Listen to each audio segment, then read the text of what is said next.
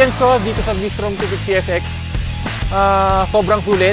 Unang-una, comfortable, mataas yung clearance na pwede naman din pababain. Tapos, sobrang tipid sa gasolina.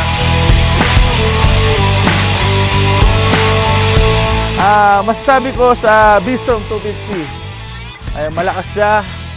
Ang weight ko is 125 kilos, pero ang lakas, pag-ahon, baba, sobrang lakas sa motor, para siyang big bike.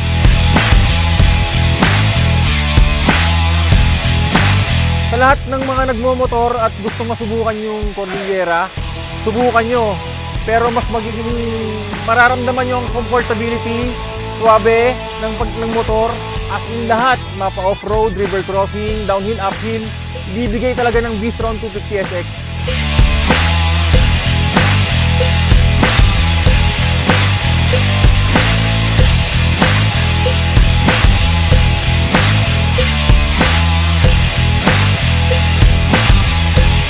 Congratulations sa aming anim, sa lahat ng nakasama sa Cordillera Adventure Level 3. At maraming salamat sa Suzuki at na-experience namin na gamitin ang 250 V-Strom Adventure. Napaka-swabe, napakagandang gamitin. Kung ako nga, naka 1,050 na, nasiyahan pa rin ako sa 250. So, sa performance, overall, okay sa akin.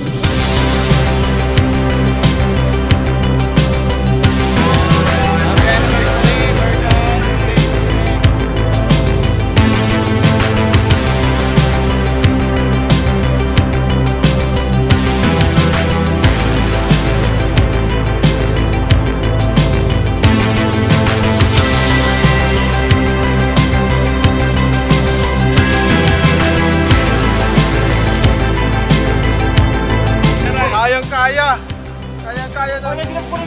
I-try nyong gamitin ang motor na to. Experience nyo kung gaano siya kalakas, kagaya ng ginawa namin sa more than 4 days pag-test itong motor na to. Malalaman nyo kung gaano siya katipid, katatag. Lalo na sa itsura niya, makikita nyo, itsura pa lang big bike na. Yung kino-consider namin is yung handling, response ng makina, at saka braking power. Yung tatlong yun, na-achieve ni V-Strom 250SX.